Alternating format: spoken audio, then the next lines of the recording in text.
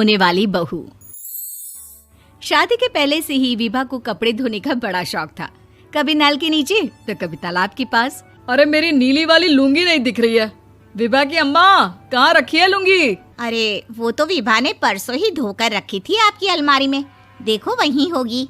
वो ना मैंने आज धो दी, मुझे लगा कि गंदी हो गई होगी। अरे कैसे गंदी हो गई थी? उसे तो मैंने पहना भी नहीं। हे भगवान, इस लड़की के कपड़े धोने की आदत से परेशान हो गया हूँ मैं। जितना तो घर में राशन नहीं आता, उससे कहीं ज्यादा डिटर्जेंट पाउडर का खर्चा है।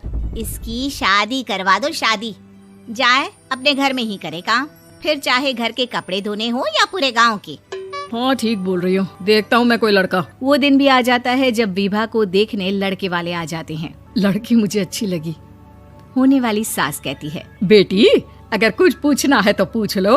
वैसे तो हमारी लड़की बहुत ही शर्मीली है, जो बोल दो वो मान लेती है, इसे क्या पूछना होगा। अरे कैसी बात कर रही हो माँ, मुझे इन लोगों के घर रहना है, सवाल तो कई है। हाँ हाँ बेटा, पूछ लो ना, क्या पूछना है। आप लोगों के घर कपड़े कौन धोता है? सास का मुंह बन जाता है। देखो, अगर तुम ये कहना चाहती हो कि तुम्हें कपड़े धोने नहीं आते तो सुन लो, कपड़े मैं ही धोती हूँ, लेकिन तुम्हारे आ जाने के बाद मैं रुमाल तक नहीं धोऊंगी। अरे चुप रहना भाग्यवान, बहू बेचारी घर आई नहीं, उसे डराना शुरू कर दिया। वो क्या है ना बिटिया, अभी तक तो ये कल्लू की माँ ही धोती थी, लेकिन अब तुम्हारे पापा तो दहेज में वॉशिंग मशीन देंगे ही।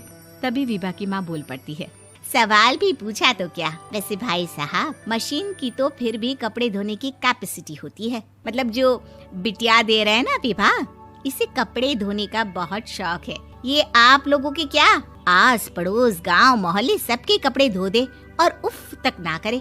बाहर देखा नहीं आपने कितने कपड़े सूख रहे हैं, सब हमारी बिटिया ने ही तो धोए हैं। बस भी करो ना माँ, शर्म आ रही इतनी तारीफ सुनकर। और तो और एक दाग निकाल कर दिखाओ तो मान जाऊं। हाँ अच्छा अच्छा, माफ करना बेटा, मैंने गलत समझा। हमें तो रिश्ता बहुत पसंद है। और ऐसे जुड़ जाता है रिश्ता कपड़े धोने का शौक रखने वाली विभा का। उसकी शादी हो जाती है कोयला फैक्ट्री में काम करने वाले कल्लू के साथ। शादी के बाद अचानक विभा चिल्लाती हुई सास के पास आती है। सासू माँ, अरे सासू माँ कहाँ है आप? ये तो धोखा है, धोखा दिया आप लोगों ने मुझे। इसे ससुर के चक्कर के बारे में पता चल गया। अरे तो उसमें तुझे क्यों धोखा मिला है? अरे नल में पानी नहीं आता, कपड़े कैसे कब धुलेंगे? अच्छा अच्छा, तू पानी नहीं आ रहा उसकी बात कर रही है। तो आपने क्या सोचा? कुछ नहीं। अच्छा, तेरी माँ ने कहा था कि कपड़े धोने का शौक है तुझे, याद आया मुझे। शौक शौक बोलकर कपड़े धोने वाले मेरे जुनून को कम ना आके सासू माँ, कपड़ा धोना मेरा गुरूर है। तभी पति भी वहाँ आ जाता है। अभी अभी मैंने इसे सनी देओल की फिल्म दिखाई है, उसी के डायलॉग मार रही है माँ। अच्छा सुन, साफ साफ बता रही हूँ, पानी सुबह 4 से 6 और शाम को 10 से 12 आता है, समझी? विभा टाइमिंग सुनकर हैरान हो जाती है। ये क्या भूतों का मोहल्ला है? सुबह 4 बजे उठकर कौन कपड़े धोता है? 4 बजे टंकी में पानी जाता है, फिर सारा दिन धोना ना, किसने मना किया? अरे कैसी बात कर रही हैं? 200 लीटर की टंकी में कितने कपड़े धो लूंगी मैं, सुबह ही उठ जाऊंगी मैं। अब क्या था, विभा सुबह 4 से लेकर रात के 12 बजे तक कपड़े ही धोती रहती। एक रोज सास पड़ोस से निकलकर कहीं जा रही होती है कि साथ वाली कहती है, हाँ कल्लू की माँ, जरा ये बताओ कि 2 साड़ी है, 2 ब्लाउज और एक पेटीकोट और एक नाड़े वाला लंबा कच्छा। हाँ तो? अरे तो क्या, कितना लोगी धुलाई ये बताओ। धोबन दिख रहे हैं हम क्या? हमारे पति सरकारी नौकरी से अभी अभी रिटायर हुए हैं और बेटा सुपरवाइजर है कोयला फैक्ट्री में। धोबन समझ रखा है हमें।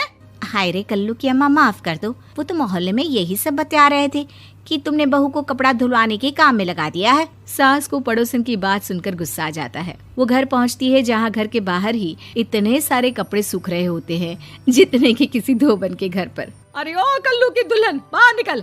माँ जी यहीं आ जाओ, बाथरूम में चादर धो रहे हैं हम। अरे अभी हम धोते हैं, तुमको बाहर निकलो। ये आस पड़ोस वाले बोल रहे हैं कि हम बहू से कपड़े धुलवा धुलवा कर उसे कपड़ा धोने वाली बना दिए हैं। अरे छोड़ो ना माँ जी, किन लोगों की बातों में आती हो? आस पास के लोगों का तो काम ही होता है कि वो किसी तरह सास बहू को लड़ा दे। बहू सारे घर के कपड़े धोती है, ये क्या कम है? बोलिए। सास को भी लग जाता है कि वो बहू का ये सनकीपन नहीं छुड़वा सकती, इससे अच्छा है कि खुद ही चुप हो जाए। एक रोज सास और बहू मंदिर जाते हैं, जहाँ सास की साड़ी वहाँ खड़ी भीख मांगने वाली से मिलती है। माँ जी क्या बात है, आपकी साड़ी उस भिखारन से कितनी मिल रही है ना? हाँ हाँ देखो तो, दोनों की साड़ी मिल रही है। क्या बात है कल्लू की अम्मा, तुम खुद को तो अफसर की बीवी बताती हो और ऐसी सिंपल सी प्लेन साड़ी पहनकर घूमती हो। सिंपल और प्लेन नहीं है ये साड़ी। तो क्या सोने के धागे से फूल बने हैं? कुछ भी सासू माँ, कुछ भी। हाँ बने थे इस साड़ी में सोने के धागे से फूल। मेरे पति लेकर आए थे मद्रास से स्पेशली मेरे लिए 10,000 की। ताहे भाई साहब इस भिखारन के लिए भी सेम टू सेम साड़ी लेकर आए होंगे 10,000 की। सास उस वक्त तो कुछ नहीं कहती, लेकिन बहू के साथ घर आती है और अलमारी से एल्बम निकाल कर लाती है। ये साड़ी देख रही है, ये वही साड़ी है जिसे मैंने अभी पहना था।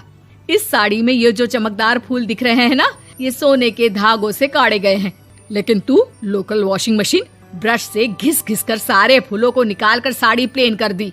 मुझे माफ कर दीजिए सासू माँ। और तो और, जब मैंने तुझे तेरी गलती के लिए कुछ नहीं कहा, लेकिन तूने तो सबके सामने मेरा मजाक ही बना दिया। क्यों? बहू को समझ में आ जाता है कि अब से उसका कपड़े धोना बंद।